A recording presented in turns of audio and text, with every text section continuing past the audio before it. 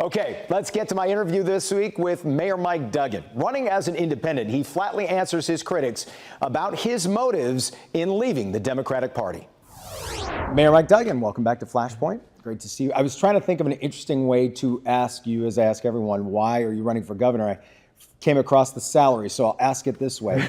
Why are you interested in taking a $43,000 pay cut?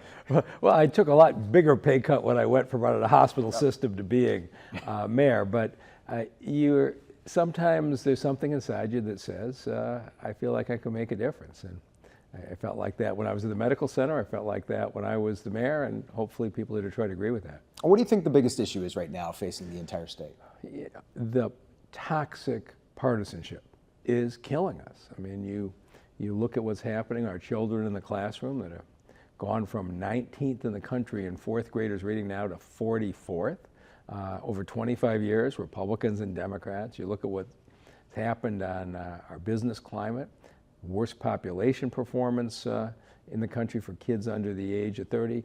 And it's been a lot of Republicans and Democrats fighting and finger pointing and not a lot of problem solving. And of course, you've seen what we've done in Detroit when we stopped fighting with each other and started to build.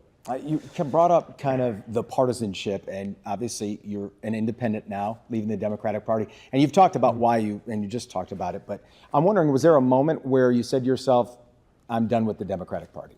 You know, I'd say over the last year or two, it got to the point where if you were not politically correct, didn't use the right words, you got attacked. But of course, you know, the Republican Party has the same issue on the right. But I just look at, just in the last couple of weeks, I just feel so good about it. We had a day when I stood up with the Republican Speaker, Matt Hall, for more funding for cops and got attacked by Curtis Hertel, the Democratic Party chair, for being with that evil Matt Hall. The next day, Gretchen Whitmer is standing up next to Matt Hall in the Oval Office with Donald Trump. And all of a sudden, the Democrats trying to figure out, well, what do we do? And you watch what Gretchen Whitmer has done to save Selfridge and the thousands of jobs at stake, and she's been under attack from the Democrats. How dare you work with the president to save jobs in Macomb County? And this is the kind of nonsense I think most people are tired of. Yeah, I think you feel like you're saying the party's changed. You haven't changed. To the Republican voter out there who says, I don't buy it, this is just strategy, he's still a Democrat at heart, what's your answer to that? Yeah, I don't really worry too much about that. If you came and sat with me before I announced it, if we had lunch anywhere in the suburbs, there's a line of people who come up to me and say, I'm a Republican, but I support you. Anybody in southeastern Michigan who has seen what happened in the city of Detroit, who knew what it was like 12 years ago with the highest murder rate, highest unemployment rate in the country, there was nothing to do downtown, and now you see the way the city's been transformed by the mayor and the council working together and not fighting with each other. I think in the Tri-County area there is a lot of confidence that this is the right kind of leadership. You brought up education earlier, and among your successes in Detroit, the education system, the public school system, the biggest in the state, still is struggling. For voters who might see that and say, you weren't able to fix that, how can I trust you to fix the statewide education problems? I think most people in Michigan understand mayors are not in charge of schools. You have an elected school board. It's the one thing I'm not in charge of. And there's no doubt that schools are holding Detroit back, but it's not just Detroit. 60% of fourth graders across Michigan don't read at grade level. How do we fix it? And so if you look at what happened last week, for the first time ever, a majority of school bond issues failed across the state. The people of the state have completely lost confidence. But we fix it the same way I turned around the Detroit Medical Center and the same way I turned around the city of Detroit. You have a clear plan that says, here's the curriculum. You don't change. You had 2 years ago, they changed the reading curriculum. Then they changed and added entrepreneurial tests. Then they added something else. The legislature just 2 weeks ago voted on whether to change Algebra 2 in a curriculum. And the teachers tell me, between the Republican and Democrat fighting over what the curriculum is, from one year to the next, you keep changing your materials and changing your coursework. We need to have a clear curriculum. There has to be accountability in the schools. There has to be accountability building by building and district by district. And I know what it means to walk into a system that's failing and say, we're going to stop fighting with each other. We're going to do something that's in the best interest of the kids. The per pupil funding has gone up for the government now at an all-time high. Right. Fair to say that spending hasn't gotten our way out of that. The governor's been wrong trying to tackle it that I way? wouldn't say she's wrong. Of course, you've had a big expansion in charter schools, and yet the reading levels have gone down. I'm not saying the charter school people are wrong. I'm saying you're in a system that has no clear plan.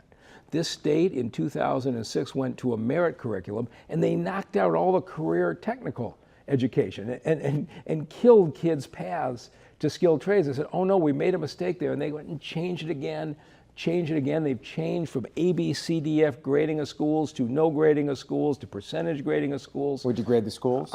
I would have a single standard of accountability. I'd have it in place for 5 years. I'd get the teachers and the principals to buy in. I'd get Republicans and Democrats to buy in, and I'd say, for the next 5 years, we are investing in this reading program. We'll teach phonics. We will have small groups for the kids falling behind. We will have after-school tutors. Let's hire college kids to come in and do this.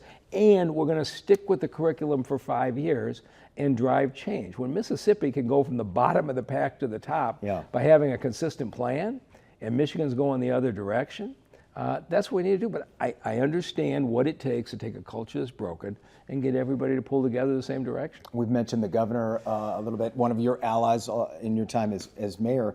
Now that you're an independent, you're probably free to say, are there some things that she's done that you would have done differently specifically? You know, I think Gretchen Whitmer is doing the best anybody can do in a partisan environment.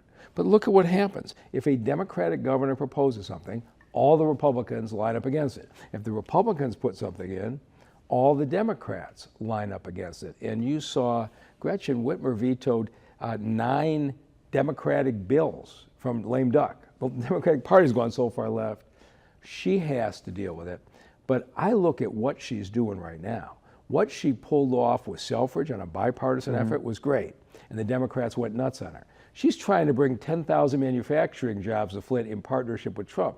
If she gets that done, the Democrats are really going to go crazy. But the great majority of people in this state actually want their governor to do what's right for Michigan and not get into the partisan stuff. And you're watching a Gretchen Whitmer who knows she doesn't have to run in a Democratic primary in 2 years, who is, I think, becoming even more effective than she was. And I think it shows that if you get away from the partisanship, you can get things done for people. You think being an independent gives you the advantage there? Oh, no doubt about it. You look at what's going to happen, and I call the Michigan election system basically roulette. You're either betting all red or all blue, and you spin the little wheel, and the state's divided 50-50. It's going to go 50-50 one election to the next, and there's no consistency. But I'm not going to back Republican or Democratic candidates, just as I didn't back individual council candidates. I said, I'm going to build a relationship and work with the people who get elected. And there are people of goodwill on both sides. We just got to get the toxic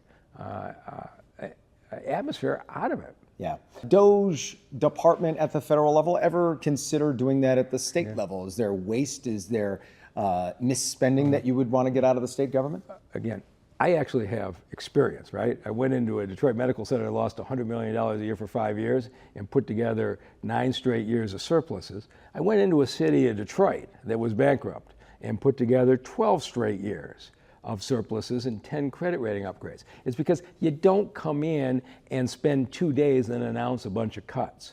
That what you do is decide what your priorities are, you look very closely at what's got value and what doesn't, and you change it. And so you'll see me, the turnaround of the city of Detroit has been done off a $2 billion budget.